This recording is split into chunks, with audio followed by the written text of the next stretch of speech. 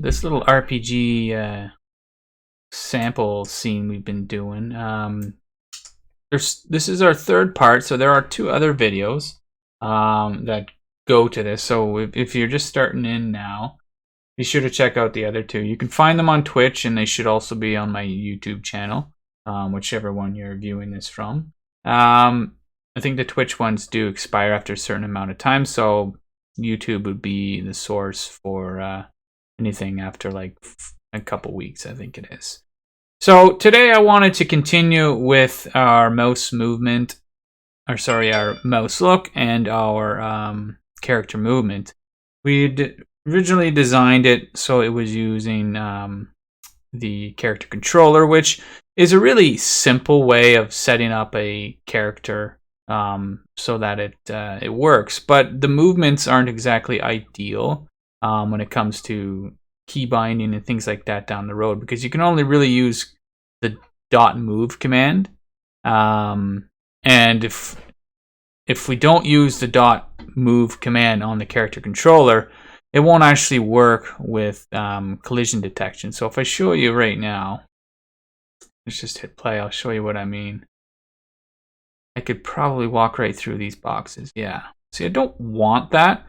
And to keep my life easy, I would like to have it that, like right now, those have colliders on them. And which one's the pair here? That's the pair. I want anything that has a collider to stop me from going through it. That just makes my life easy, because colliders are very simple to add to game objects. You can even add like mesh colliders that are like, you know, they can add like complex colliders around not just mesh renders, but skin mesh renders. So you could have colliders around your character that are very detailed, and they'll work at blocking you through here. So the current design we have does not support that unless we do our character movement through a different style. So before we were doing this, if we go through this, then we will be able to use the collision detection. The only downfall is we can't really do a very good job of the movements with that. So I wanted to change things around. So in our first series, we did this basic script, and we didn't have anything below here. And then our second video, we actually added in key presses, and then we're just literally taking our transform position and the direction we're pushing, and setting a direction manually, right? So right now we're setting a direction in here to move right, and then to move left, we're just doing the opposite of that. And then the same thing for the forward and back, but we're just moving it on the vector scale. So the vector data has got 3 different pieces of data, and that's what this uses. If you look at any transform position, it consists of, let me just open this up here. It consists of 3 different sets of data. It's hard to display here. I'll show you over in the editor. That'll be easier. The position is set in 3 different pieces of data. You got your X position, your Y position, and your Z position. Okay? So that's what that information is basically popping in there. When we hit the back key, it's basically pumping in information in the Z, and then the forward, it's also doing information in the Z, but it's just sending it in a different direction. So negative and forward. So forward you'll be adding, this one you'll be taking away. And all that information is tied into our variable speed, and then also the time between every loop. So this little key here is the time it takes for every one of these little loops to happen. So the update function actually loops this every like millisecond. I think it's every 0.02 a millisecond. It's really fast. And so essentially this is going to consistently update, and that information is pumped into this value here, your delta time. Hey Ronak, how you doing, buddy? So I wanted to upgrade from the character move situation because I wanted to use information about our key presses. So then we could like further, if we wanted to, keybind all this information. But for now, we're just kind of like hard coding it in. But this is a really good way to set it up. Now, the only thing we needed to change was we have problems now where in our game, we're able to walk through there. And since we're not using the character controller, I'm going to upgrade this to a rigid body, which they're almost the same thing. The rigid body has more features and is easier to work with. The character controller is very simple to work with. So it would have been great if we could use that route because it works well. It works well enough for what we had, but because we don't have colliders on it, it's going to make our life hell later on. So let's make our life simpler in the future by removing this, and we're going to add in rigid body. Now this information here is it's what you get for your default information. We don't want to actually fiddle around with this too much. Like you can make him a heavier character if you wanted to, like maybe add like 100 in here. But I noticed it wasn't making much of a difference. Maybe when you start finding that you have other moving bodies in there, like say you had like a huge dragon, well then this mass is probably going to start coming into effect where you might need it. So let's just leave it at 1 for now, and then you can fine tune that later on. What we're basically trying to get here is so I don't walk through these boxes anymore, and then I could utilize any object in the game. I just have to add a collider to it and it'll do collision detection for me. In order for this to work, we have to change around a couple things here. So let's just see what happens right now and how it works. And everything looks good there, but watch that, I start falling over. I definitely don't want to do that. So there's a couple tricks we can do. First, I want to freeze these rotations because I don't want to rotate my character. Let's see what happens here if I just freeze those two ones.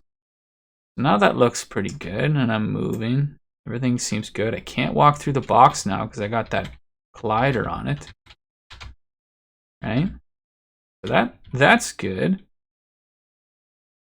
But now I notice it's kind of like doing this like weird spin. So I'm going to lock the y-axis too. And this might be like counterintuitive because I'm actually like using the Mouselook to rotate the Y here, but it doesn't seem to have any effect as far as I could tell on the gameplay. I don't see any jittering. I don't see anything like that. So that was one cure to that weird movement. And the reason why it's doing that is because the rigid body it's heavier to use than the character controller, and I would have loved to have dodged it because rigid body is literally treating this guy as like an object, like a bullet, and it's kind of like roaming around, and there's a lot of things happening in the background, and so it is a heavier thing to use. But with these rotations all frozen, it's making it a little bit more lightweight, and it's making it work really well. So it's kind of a simple way of getting this going. And for the future, it's going to be really handy. So that looks really good. Let's go see what else we can do. I wanted to add a Mouselook so that the character could mouse up and down. Because right now, all I can do is left and right. So it's not very handy. I would like to be able to do a little bit of a Mouselook up and down. So I want to upgrade this script here, the Mouselook. And let's go ahead and do that.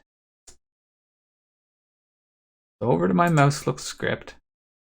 Now I'm going to take this out of the late update because it doesn't seem necessary to be in there. Now this stuff here is all good. We want to continue using this, but we're going to be adding a new game object.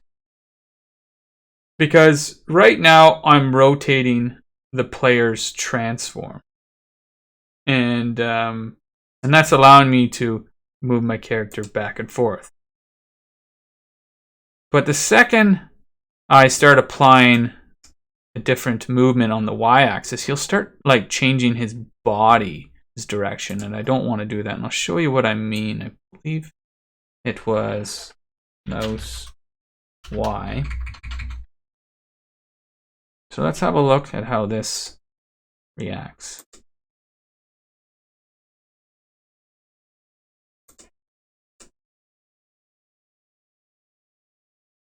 So it looks like the mouse is moving around exactly like how I want to.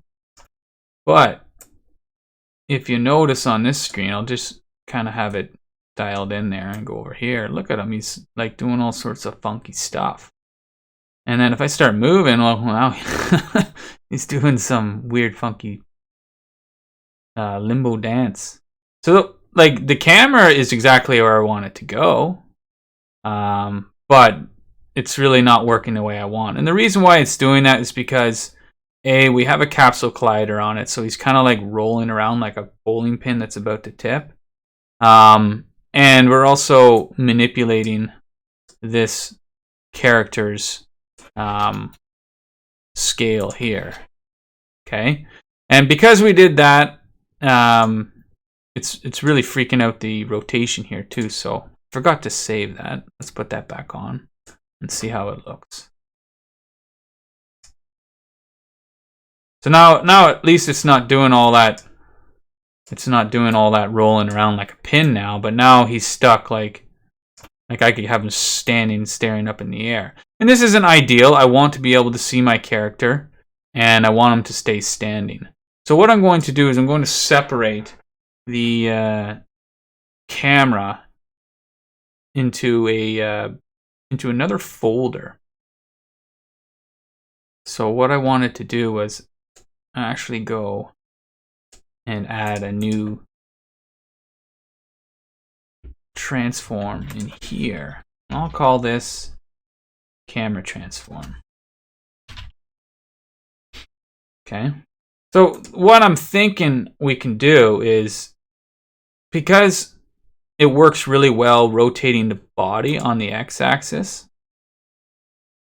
like doing this, if you notice, is rotating the y here, and that's what I want. But I want to pass in this value that goes up and down and just pass that to the camera. So the camera would go like this for me, but it won't go like this. Okay?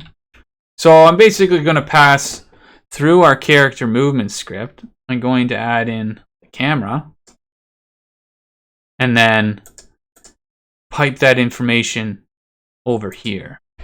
So let's add in camera transform dot rotation equals, and we can just do this. We have to reset that because that's what we're doing, and we're going to set this to 0.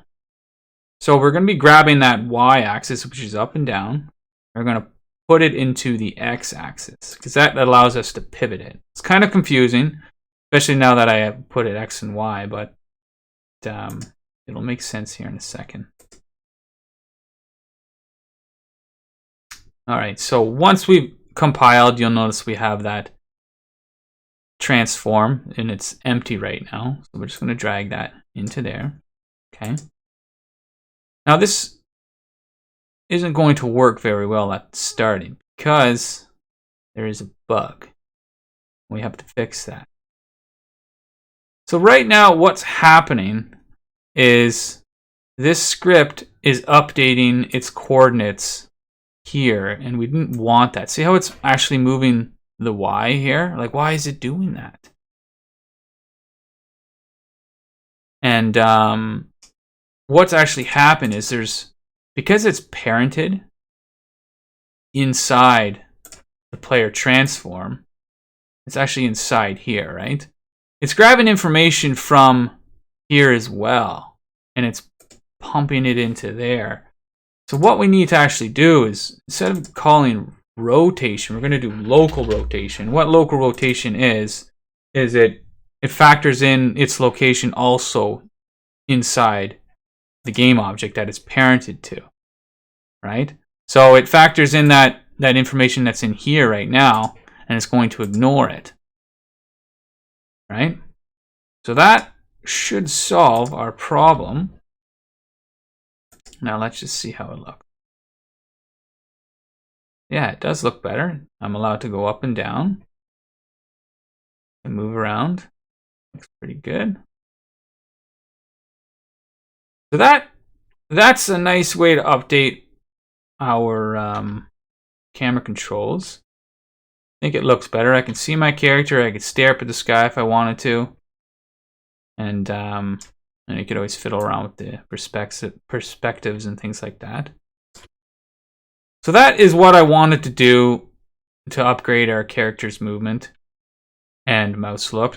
I think now I'm happy to move on and try some different things. I'm going to keep this tutorial short for now, and I'll probably start on an inventory system, I think, next. So my next video, I'll probably be working on a little bit of icon system that we can use with inventory items, and we'll create a class to store all of our item information, and then I'll also teach you about creating lists so we can store all those items inside the list and then display it onto our screen. So that'll be a relatively large video, and I'm thinking I'll probably start that shortly, maybe in the next couple days, maybe sooner.